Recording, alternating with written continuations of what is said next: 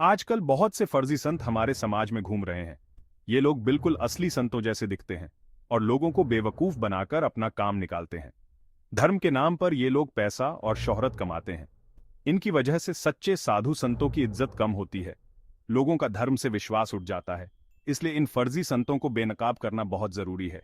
कई बार ये फर्जी संत चमत्कार दिखाने का दावा भी करते हैं। सीधे साधे लोग इनके झांसे में आ जाते हैं।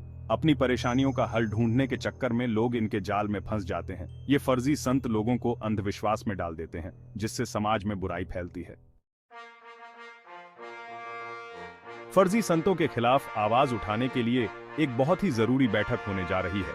ये बैठक 14 जुलाई को मध्य प्रदेश के सागर जिले में होगी। इस बैठक का आयोजन अखिल भारतीय अखाड़ा परिषद कर रही है।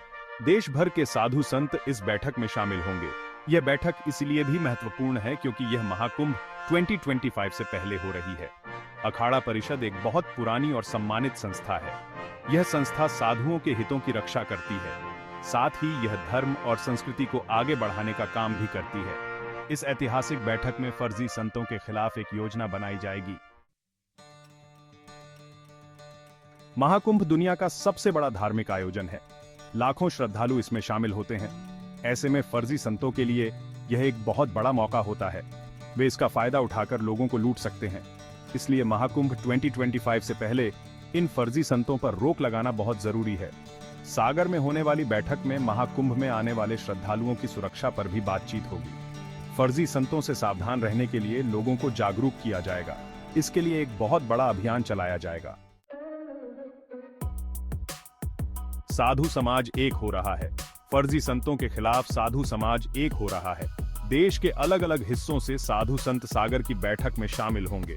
प्रयागराज, हरिद्वार, उज्जैन और नासिक जैसे प्रमुख तीर्थ स्थलों से भी संत इस बैठक में आएंगे।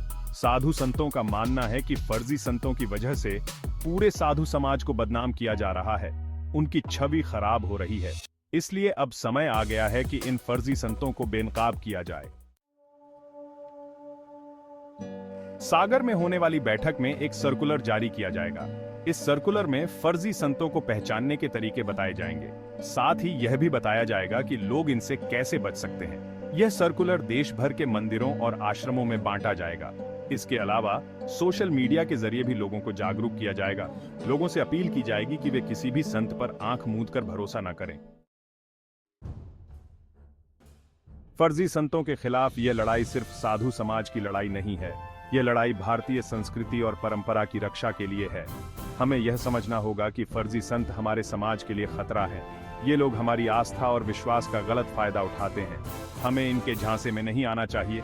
सागर में होने वाली बैठक इस लड़ाई में एक महत्वपूर्ण कदम है। हमें उम्मीद है कि इस बैठक के बाद फर्जी संतों के खिलाफ एक निर्णायक लड़ाई शुरू होगी और हमारे देश से इनका सफाया होगा।